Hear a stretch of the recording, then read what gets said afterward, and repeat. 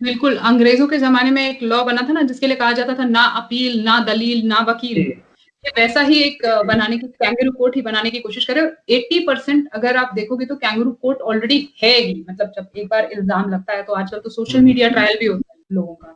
Social media से शुरू होकर के बातें फिर वहाँ पहुँचती हैं और सोशल मीडिया ही आधा माहौल बना चुका होता है। तो ये एक्चुअली कैंगरू कोर्ट ही है। 80% तो आप बना ही चुके हो और वुमन के ऊपर विश्वास इतना ज़्यादा किया जाता है और उसमें भी आप देखोगे कि सिर्फ़ जो पत्नी है उस पर ही ज़्यादा विश्वास किया जाता है कि हाँ, इसने बोल दिया तो वो है। Actually they are kangaroo court is the apt term for this kind of justice system.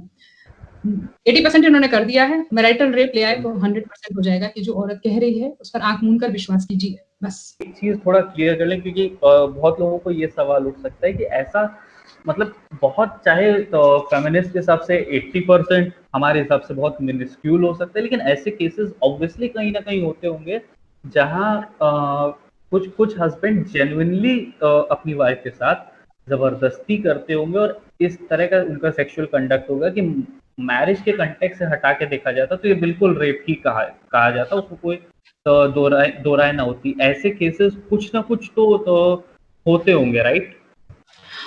देखो उसमें भी वैसे भी जो 1-2% होते होंगे, उनमें भी गिव एंड टेक चलता है।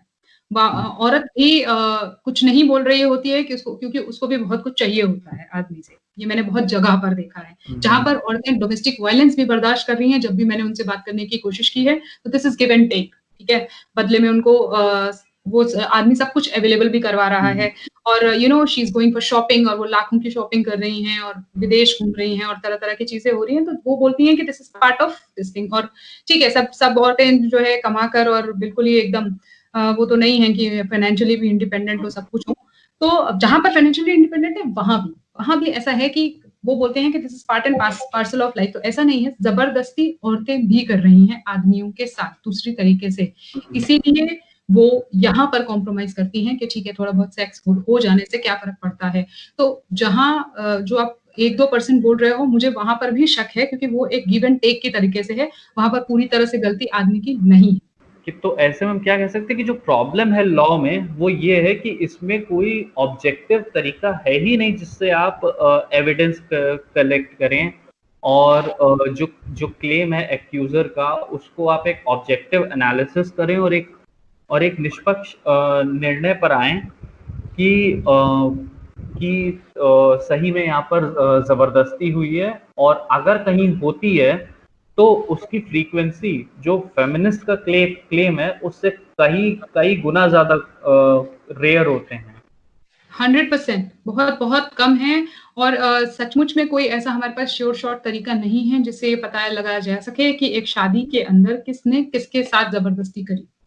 क्योंकि अगर मैं तो ये बोलती हूँ कि आप जब रेप में इतने सारे डेफिनिशंस शामिल कर चुके हो, तो आप फाइनेंशियल रेप की डेफिनिशन भी शामिल करो, इकोनॉमिक रेप की डेफिनिशन भी शामिल करो, जो आदमी के साथ रोज़ हो रहा है, इमोशनल रेप की डेफिनिशन भी शामिल करिए। क्योंकि इस तरह की भी चीज़ें हो रही हैं, जब आप इतना ब्रॉड सेंस में रेप को देख करके चल रहे हो, तो फिर ये भी शामिल करो।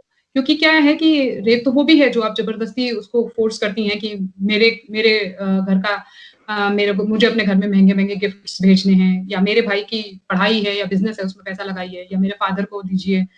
10 तरीके की चीज़ें होती हैं। इमोशनली आप उसको बोलती हैं कि ठीक है सेक्स तो मैं तभी करने दूँगी जब आप मुझे कल को वो डायमंड की अंगूठी लेके दोगे। तो जो आप बोल रहे हो ना वो रेप, ठीक है? वो दिस इज़ दैट इसको भी वो लोग रेप बोल रहे हैं। This is give and take, okay? तो yes there is no sure shot तरीका जिससे कि हम ये तय कर सकें किसने किसको एक बंद कमरे में रेप किया।